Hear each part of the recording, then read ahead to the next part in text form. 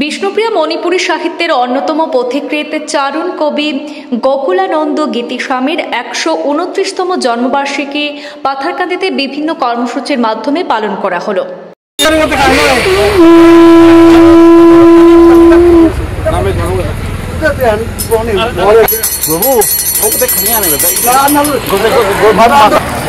গোকুলানন্দ গীতিস্বামী স্মৃতি কমিটির ব্যবস্থাপনায় আজ বুধবার বর্ণাঢ্য শোভাযাত্রায় গীতিস্বামীর প্রতিমূর্তি নিয়ে শহরের বিভিন্ন এলাকা পরিক্রমা করা হয়। পরে পাথারকান্দির বিশ্বজিৎ সিংহ বাবুর হস্তে নির্মিত গোকুলানন্দ গীতিস্বামীর আবক্ষ মূর্তি জিপি কার্যালয়ের সম্মুখে শ্মশানঘাট সংযোগী রাস্তায় স্থাপন করে মাল্যদান এবং পুষ্পস্তবক অর্পণ করা হয়। এরপর আয়োজিত স্মৃতিচারণ সভায় বক্তারা বলেন যে গোকুলানন্দ ছিলেন বিষ্ণুপ্রিয়া মণিপুরী সাহিত্যের পথ প্রদর্শক, যিনি সমাজে জাতীয়তাবোধ এবং মাতৃভাষার চেতনা জাগ্রত করেছিলেন। চারণ কবি হিসাবে তিনি গান গেয়ে গোঁড়ামি এবং পশ্চাৎপদতার বিরুদ্ধে সমাজকে জাগ্রত করেন। 1896 সালের 16 নভেম্বর বর্তমান বাংলাদেশের মৌলভীবাজার জেলার কমলগঞ্জে তার জন্ম।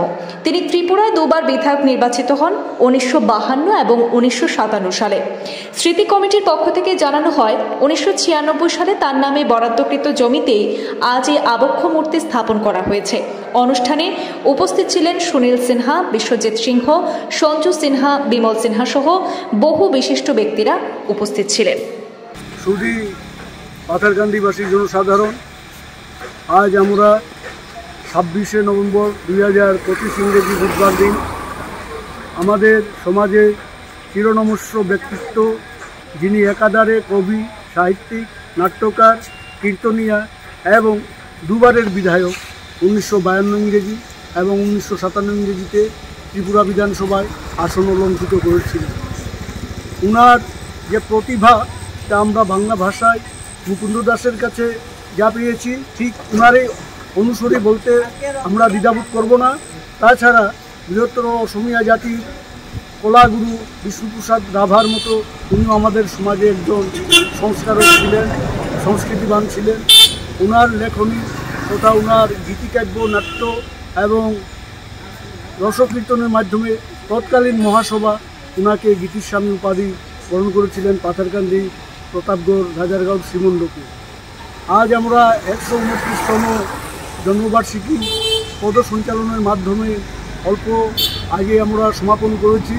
এখানে পাথারকান্দি অঞ্চলের বিভিন্ন গ্রাম, বিশেষ করে দূর দূরান্ত থেকে অনেক বন বাহেরা এবং সজ্জন ব্যক্তিরা উপস্থিত ছিলেন। তার জন্য ওদেরকে আমি অজস্র ধন্যবাদ জ্ঞাপন করছি। তাছাড়া পাথারকান্দি অঞ্চলের বিশেষ করিয়া বাঙালি সমাজের অফুরন্ত সাহায্য পেয়েছি, ওদেরকেও আমি কৃতজ্ঞতা জানাচ্ছি।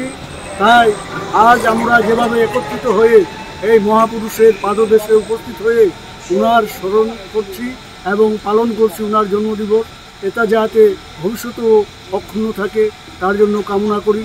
এবং এই বক্তর মূর্তিকেই যে তৈরি করেছিলেন সেই ভাস্কর হল বিষ্ণুপ্রিয়া মণিপুরী সমাজের ইয়াং ব্রিগেডের প্রতিষ্ঠাতা বাবু। এবং আমি এই শিক্ষাসদন কমিটি, গীতিস্বামী শিক্ষাসদন কমিটি বলতে গেলে আমি ফাউন্ডার বা প্রতিষ্ঠাতা। সমাজের কাছে আমি ওনার এই সুদিনে সবাই সম্মত হতে পেরেছেন, তার জন্য আমি অজস্র ধন্যবাদ জানাচ্ছি।